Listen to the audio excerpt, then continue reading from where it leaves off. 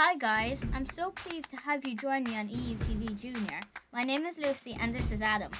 Hey guys, this video was made by... Together we will tell you what happened in the EU in the last week. Buckle up and let's go.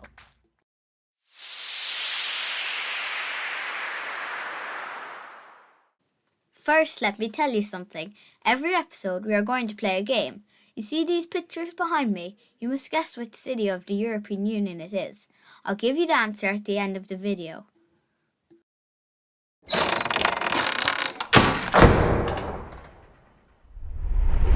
Welcome back to my EuroTV EU knowledge. Today we are going to talk about the European Commission's proposal to make Europe independent from Russian fossil fuels well before 2030.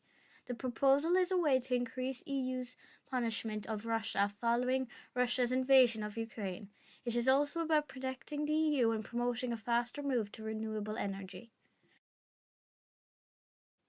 What does it mean to be independent from Russian fossil fuels? Good question, Adam. You see, it's like you had a neighbour who let you borrow their bike so you could ride to school. You depend on your neighbour to give you their bike. And if they decide not to, you either wouldn't be able to get to school or you would have to find a new way to get there. It's the same for the EU. It depends on Russia for most of its energy imports, buying nearly 45% of its gas, 25% of its oil, and 45% of its coal from Russia. If the EU immediately banned Russian energy imports, it would find itself in the same situation as when your neighbour didn't let you borrow their bike. They would either not have enough energy or they would have to find other countries that could sell them the same amount of energy. So what's the EU's plan? Well, the EU decided that it couldn't buy its energy from a neighbour, Russia, that is hurting so many people. So the European Commission has proposed Repower EU. It's a new plan to diversify where the EU gets its gas. It also involves switching to renewable energy. The EU hopes it will mean that we can say no to 2/3 of the Russian gas we usually buy, and all this by the end of 2022. The plan also includes help for companies that are struggling because of inflation. What is inflation again? Inflation is the rise in the cost of goods and services. These goods can be things like food, books, and toys. Services are economic activities offered by people like hairdressers or truck drivers. It means that you need a lot more euros to buy stuff now compared to 3 months ago. Ask your mum and dad if they need more euros to fill up their car. This is why the EU has a plan to move faster away from petrol and diesel than originally planned. Does this affect Ireland? Actually, Ireland gets its gas from the UK and the Corb field in County Mayo, not directly from Russia, so they are not dependent on Russian gas. However, Ireland still faces the increased energy prices of the overall energy market. How can that be? If Ireland isn't dependent on Russian gas, why is there an increase in prices over here? That's because if more people are looking to buy the same thing at the same time, the price of that thing will go up. Everyone is looking for oil and gas at the moment, so prices are going up. Isn't it amazing how something taking place so far away from us can affect our daily lives here in Ireland? Are governments in the EU doing anything to help people who are struggling with inflation?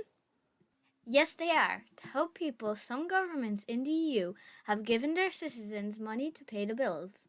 In Ireland, the government is paying €200 worth of people's energy bills, and the price of bus tickets is coming down, for example.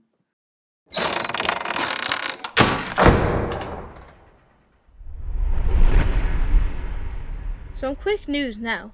Germany has the biggest population in the EU, and it also has a lot of companies making cars. You may have heard of Volkswagen, BMW, Mercedes and Audi. Germany has finally agreed to ban all petrol and diesel cars from 2035. Only electric cars will be sold then. This is a big step for the EU's action against climate change. Germany is a country that has such a big part in making and selling cars. Next on our quick news. A new museum has opened in Cyprus, but it's not your normal museum. This one is underwater. Sculptor and environmentalist Jason Taylor built it to try and encourage wildlife back into the area. Jason hopes that the museum will draw tourists away from the parts of the sea that are delicate so that the wildlife living there can recover from humans' impact. Finally, on our quick news, the Government of Ireland and the Football Association of Ireland have applied to jointly host the Euros 2028 with Scotland, Northern Ireland, Wales and England.